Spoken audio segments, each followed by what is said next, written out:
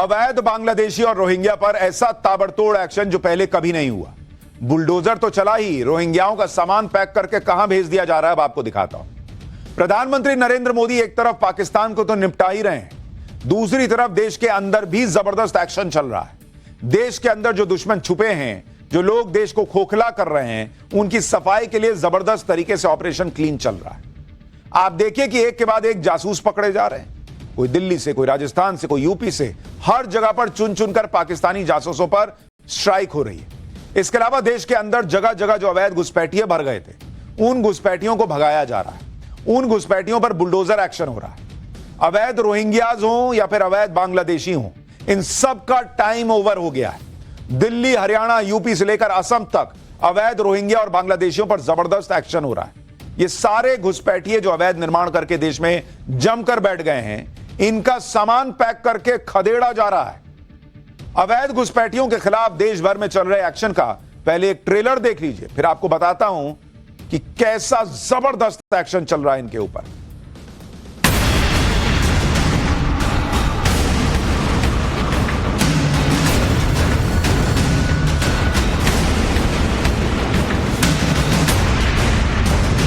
बहुत सालों से रह रहे, हमारे ससुर यहाँ खत्म हो गए। हमारे पिताजी यहीं मर गए, हमारे दादा भी मर गए यहीं, और हम भी 40-42 साल की उम्र हो गई।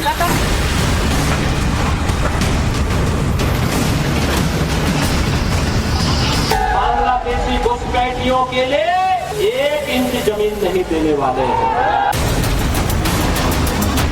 Will give arm license to the eligible persons who are residing in remote area, vulnerable area and border area. Pakistani जासूस हो या अवैध घुसपैठिए, इतने सालों में इन्होंने दिल्ली को ही बड़ा ठिकाना बनाया हुआ था, इसलिए अब सबसे ज्यादा एक्शन भी दिल्ली में ही चल रहा है। दिल्ली पुलिस ने पिछले 24 घंटे में अलग अलग इलाकों से 38 बांग्लादेशियों को पकड़ा है। ये सभी बांग्लादेशी कूच बिहार के रास्ते दिल्ली पहुंचे थे। दिल्ली से पहले ये सभी अवैध घुसपैठिए हरियाणा के नूह में रहकर काम कर रहे थे। इसके बाद दिहाड़ी मजदूरी करने के लिए नूह से दिल्ली में आकर रहने लगे। पकड़े गए 38 बांग्लादेशी में महिलाएं और बच्चे भी शामिल हैं। इन अवैध घुसपैठियों को बांग्लादेश डिपोर्ट करने की भी तैयारी की जा रही है। मतलब सिर्फ पकड़ा नहीं गया है, निकलो यहां से और जाओ बांग्लादेश में रहो। अवैध बांग्लादेशियों के खिलाफ कितना तगड़ा एक्शन हो रहा है, उसकी तस्वीरें आपको दिखाता हूं। गाजियाबाद में सुरक्षा एजेंसीज ने अवैध बांग्लादेशियों के खिलाफ मुहिम छेड़ रखी और अब तो इन लोगों को सीधे बांग्लादेश डिपोर्ट किया जा रहा है। गाजियाबाद में कुल 150 अवैध बांग्लादेशियों को डिपोर्ट किया जा रहा है। इन सभी को इंडियन एयरफोर्स के विशेष विमान से भेजा जाएगा। दिल्ली एनसीआर अवैध रोहिंग्या और अवैध बांग्लादेशियों का सबसे बड़ा अड्डा बना हुआ था। ऐसे सिंडिकेट चल रहे थे जो अवैध रोहिंग्या और बांग्लादेशियों को यहां लाकर बसाते थे। पिछले 6 महीनों में दिल्ली पुलिस ने कई ऐसे सिंडिकेट्स का भंडाफोड़ किया है जो बांग्लादेशियों को अवैध तरीके से देश में घुसाने से लेकर उन्हें राजधानी तक पहुंचाने और उनके फर्जी दस्तावेज बनाने में मदद करते थे। यही नहीं, जांच में यह भी पता चला है कि यह सिंडिकेट इन अवैध बांग्लादेशियों को नौकरी दिलाने तक में मदद करता था। दिल्ली पुलिस के आंकड़ों के मुताबिक पिछले 6 महीनों में दिल्ली से 800 से ज्यादा अवैध बांग्लादेशियों को बांग्लादेश डिपोर्ट किया जा चुका है, जबकि 500 से ज्यादा अवैध बांग्लादेशियों की पहचान करके उन्हें डिपोर्ट करने की प्रक्रिया शुरू हो चुकी है। पुलिस को जांच में यह भी पता चला है कि फर्जी दस्तावेजों की मदद से ये अवैध बांग्लादेशी दिल्ली में अलग अलग जगहों पर नौकरी तक कर रहे थे। यही नहीं, इन अवैध बांग्लादेशियों के बच्चे ईडब्ल्यूएस कोटे में बड़े और नामी स्कूल में पढ़ाई तक कर रहे थे। भाई, दिल्ली पुलिस ने राजधानी के अलग अलग इलाकों में छापेमारी कर अवैध बांग्लादेशियों की लिस्ट तैयार की। दिल्ली में अवैध बांग्लादेशियों पर हो रहे एक्शन पर दिल्ली पुलिस को सुनिए। इनमें जिन लोगों के पास कुछ के कागज मिले हैं, उनमें आधार कार्ड मोस्टली मिले हैं और वहाँ के बांग्लादेश के भी इनके पास डॉक्यूमेंट मिले हैं, चाहे वो व्हाट्सएप पे, फ़ोन में या कहीं भी उनको डॉक्यूमेंट वहाँ के मिले, जिससे हमने उनको उस वहाँ से जोड़ा है और उनकी एफआरआर की मदद से डिपोर्टेशन की कार्रवाई कर रहे हैं। अवैध बांग्लादेशियों को सिर्फ डिपोर्ट ही नहीं किया जा रहा, बल्कि उनके ठिकानों पर बुलडोजर भी चल रहा है। दिल्ली में अवैध बांग्लादेशियों के ठिकानों पर छापेमारी चल रही है, बुलडोजर एक्शन हो रहा है। ये तस्वीरें दिल्ली के तैमूर नगर इलाके की हैं, जहां कुछ दिनों पहले तैमूर नगर नाले के किनारे बनी 100 से ज्यादा अवैध इमारतों को मिट्टी में मिला दिया गया। यानी ताबड़तोड़ एक्शन चल रहा है। लोग पाकिस्तान में बिजी हैं, यहां अंदर ही अंदर रोहिंग्या और बांग्लादेशियों का सफाया भी हो रहा है। हरियाणा में भी ऐसा ही ऑपरेशन चल रहा है। हरियाणा के पलवल में 47 बांग्लादेशियों ने खुद ही सरेंडर कर दिया। ये लोग पिछले 10 साल से रह रहे थे, ईंट भट्टों पर मजदूरी कर रहे थे। सरेंडर करने वाले बांग्लादेशियों ने जो खुलासे किए हैं वो बेहद चौंकाने वाले हैं। इन लोगों ने भारत बांग्लादेश बॉर्डर पर दलालों के जरिए घुसपैठ की थी। भारतीय सीमा में दाखिल होने के लिए इन्होंने दलालों को 5 से 10 हजार रुपए तक की पेमेंट की थी। पिछले 10 सालों से ये लोग राजस्थान और हरियाणा में ठिकाने बदल बदल कर रह रहे थे।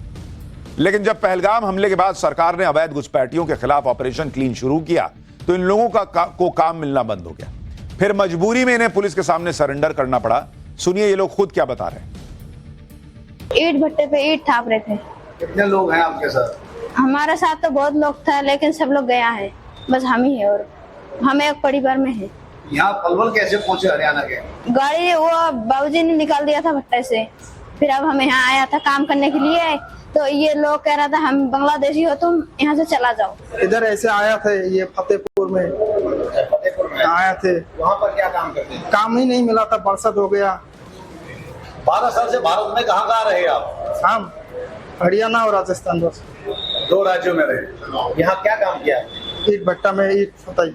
ईंट भट्टा। हाँ, मालिक है ना, वो डर रहे थे, तो आप बांग्लादेशी हो निकाल जाओ। फिर हम लोग इधर आए, सारा 2-4 भट्टे में घूमे, रहने नहीं दिया, फिर हम सिलेंडर करने आए। जो दलाल था उसको कितना पैसा दिया था?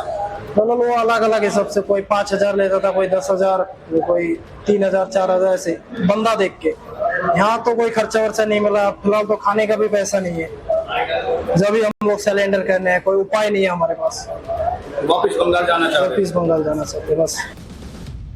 यूपी में भी सीएम योगी ने घुसपैठियों को यूपी खाली करने को कह दिया है।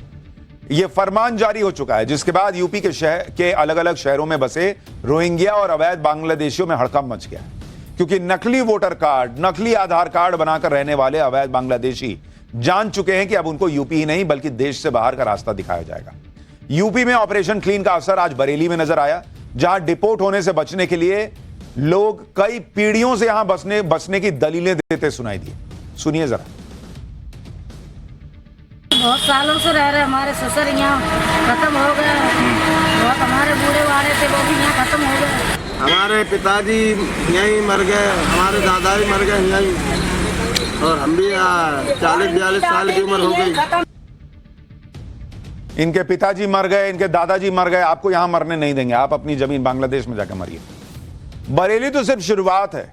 अवैध बांग्लादेशियों के खिलाफ ऐसा ही ऑपरेशन पूरे यूपी में चलाने की तैयारी हो चुकी है। कहा जा रहा है कि अकेले लखनऊ में ही 50,000 बांग्लादेशी घुसपैठिए रह रहे हैं।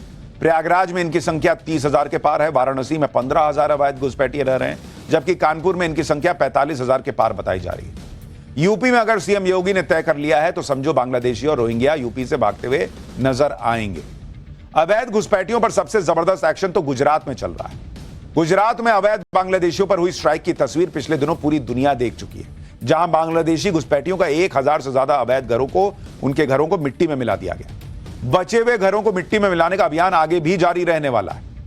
अवैध घुसपैठियों की सफाई करना जरूरी भी है, क्योंकि इसकी वजह से देश में कई जगह पर डेमोग्राफिक चेंज हो रहे हैं। जैसे असम को ही ले लीजिए, राज्य में अवैध घुसपैठ की वजह से डेमोग्राफी में आए बदलाव को आज हिमंता बिस्वा शर्मा सरकार बहुत गंभीर समस्या मान रही है, और इसलिए बॉर्डर के इलाकों के मूल निवासियों को हथियार का लाइसेंस देने का ऐलान कर दिया है।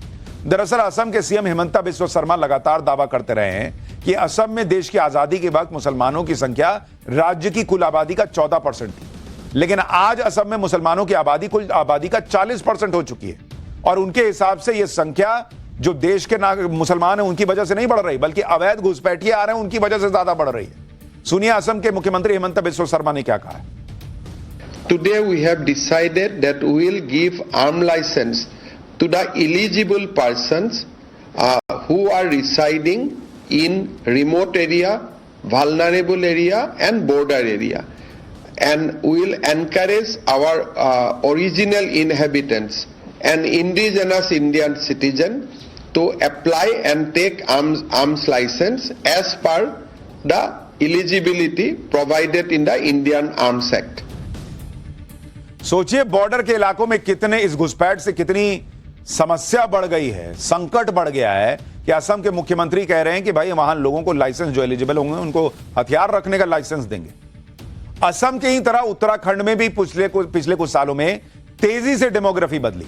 साल 2001 तक उत्तराखंड में हिंदुओं की आबादी कुल आबादी का 85% थी, जबकि मुसलमानों की आबादी कुल आबादी का ऑलमोस्ट 12%। लेकिन 2011 में उत्तराखंड में हिंदुओं की आबादी घटकर 83% हो गई, जबकि मुसलमानों की आबादी बढ़कर ऑलमोस्ट 14% पे चली। एक तरफ अवैध घुसपैठियों पर एक्शन हो रहा है, दूसरी तरफ पाकिस्तान के लिए जासूसी करने वालों की धरपकड़ तेज हो गई है। पिछले दिनों राजस्थान से दिल्ली पुलिस ने जिस पाकिस्तानी जासूस कासिम को पकड़ा था, अब उस कासिम को लेकर बड़े खुलासे हो रहे हैं।